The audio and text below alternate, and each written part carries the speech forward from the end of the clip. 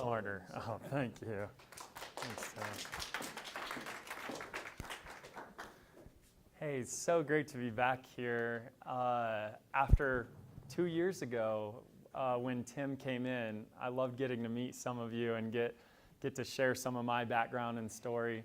But like I think I said at the time, and I still feel this way, like the Jesuits for me, it's like family and like coming home. Anytime I get to talk with people who kind of share this Ignatian vision of the world and how much that shaped who I am as a person. Before I went to St. Louis University, I didn't know what a Jesuit was. It's amazing now looking at how much it shaped who I am and what I value and what I want to direct my life's pursuits after. And so as Tim mentioned, I was down in El Salvador working. It was an association of Jesuit colleges and universities in a program where I got to study theology, and then there was a praxis component where I was out in the field. And never forget holding a little baby boy, Jose, and just a baby with dirt in the crinkles of his skin and emaciated, dying of starvation. And I remember having this feeling, because of this Ignatian vision and Matthew 25 and kind of like whatsoever you do for the least among you, that you've done unto me. And I felt like through this experience, God was asking me this is what I'd like you to devote your life to.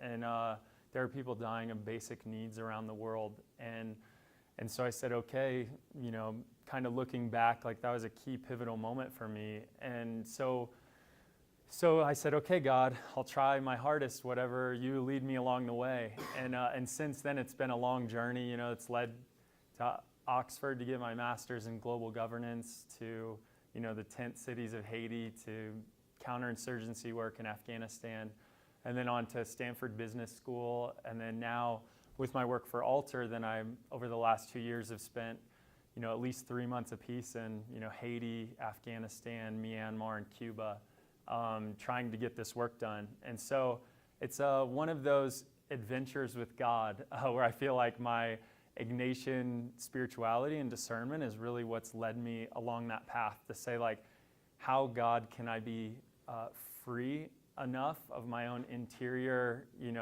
self that I have in my disordered attachments, that I'm able to kind of place in their appropriate position, and then say, okay, God, how do I fail along the way but say yes to you and continue to walk your journey? And so it's been a really cool experience for me. And along the way, I've met my wife and have 3 little kids, and we spent a 6-month honeymoon living down in Haiti together out in this tent city. And that was a heck of a good coming together experience where, as you guys could imagine, after the earthquake in Haiti, my wife and I, we met and got married very quickly, but we were sleeping out in a tent, on a little cot where one of us could lay at a time and the other one had to turn on their sides, and serving people out in this tent city. And it really set up a great foundation for our marriage, which now allows me to do this type of work and my wife to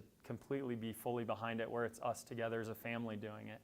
And so that's been a really neat recent thing, is that we used to be just God and I on this journey, saying, okay, God, what would you have me do next? But now it's like my whole family, my wife and, my girls, and us figuring out how to do all of this together. But I'll quickly, I've got a deck here I'll bring up in the background. But first I'll just show a quick video for the work that we're doing at Alter. So this is about 2.5 years old, the venture I created out of Stanford Business School.